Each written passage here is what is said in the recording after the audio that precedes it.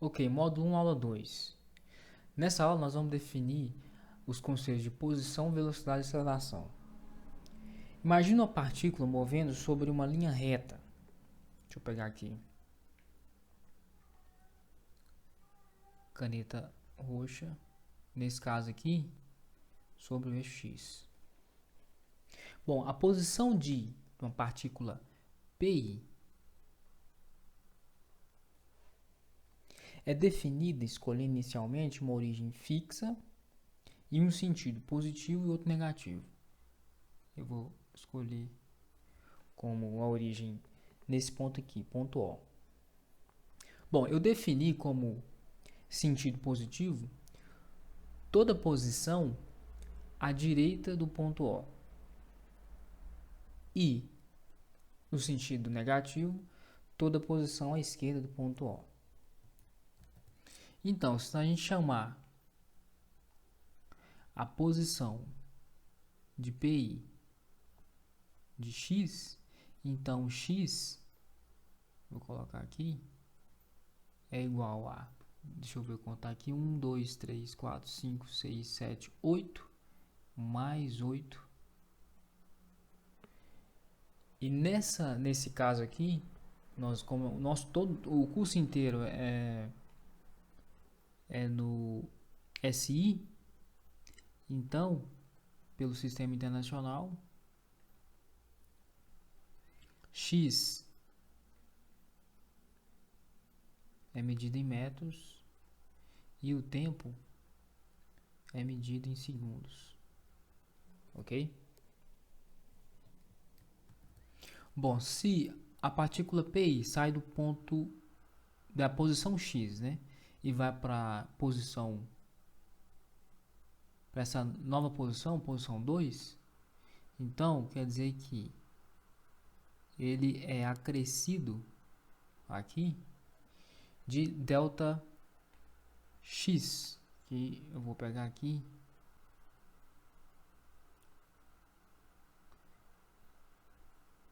delta X. Então essa aqui é a posição 2. E isso aqui é a posição 1.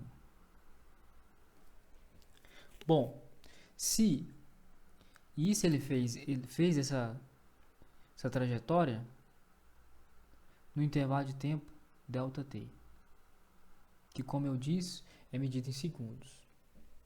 Se eu pegar essa variação de espaço e dividir pela variação de tempo, eu tenho a minha definição de velocidade média, ou seja, velocidade média é definido como delta x por delta t,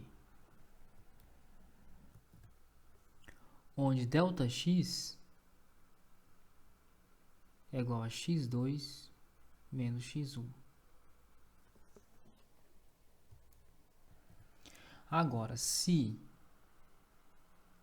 delta x tende a zero, delta t tende a zero, então no limite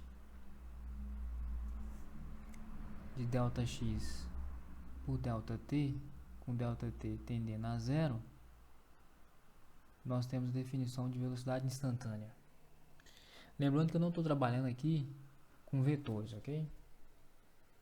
Bom, então, o limite delta x por delta t, com delta t tendendo a zero, é igual a velocidade instantânea. É a própria definição de derivada. Bom, copiando de verde aqui, vou copiar o seguinte, que v é dx dt. Ok. Agora vamos pensar de maneira semelhante que a partícula PI ela sai de uma determinada velocidade V1 e vai para outra velocidade V2, na posição 2. Então, eu vou definir como a aceleração dessa partícula, aceleração média,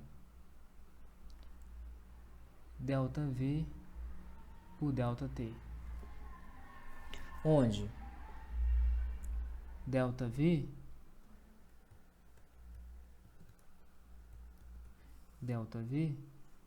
é V2 menos V1, ok?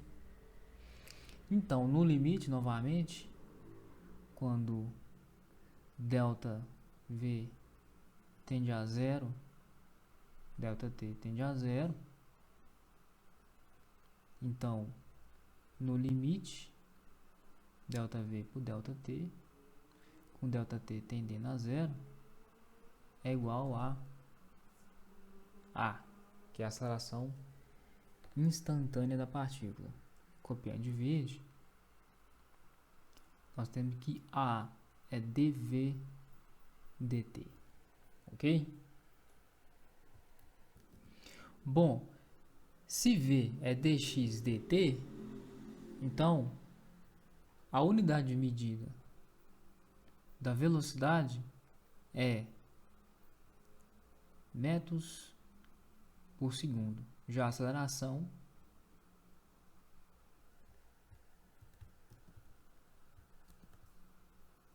é metros por segundo quadrado, porque é dv dt, que é metros por segundo, metros por segundo quadrado. Bom, se V é dx dt e a aceleração é dv dt, então quer dizer que a aceleração é igual a derivada em função no tempo, né, de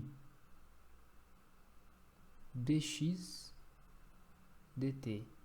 Ou seja, eu vou derivar novamente dx dt.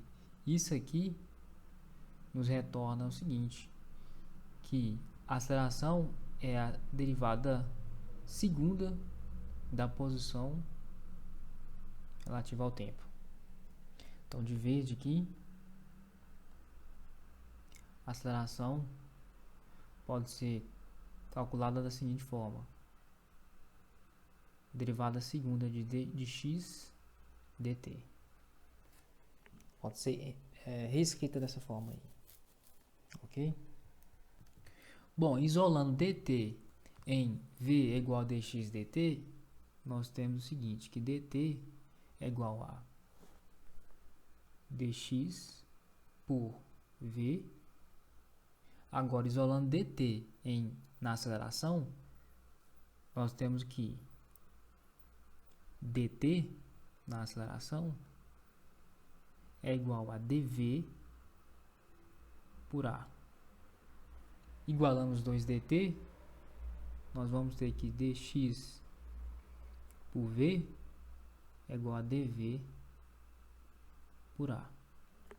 Então, dessa forma, a aceleração poderia ser escrita da seguinte maneira: a aceleração é igual a v dv por dx. Bom, essa é a aula de hoje. Reveja os cálculos, os raciocínios que nós tivemos aqui.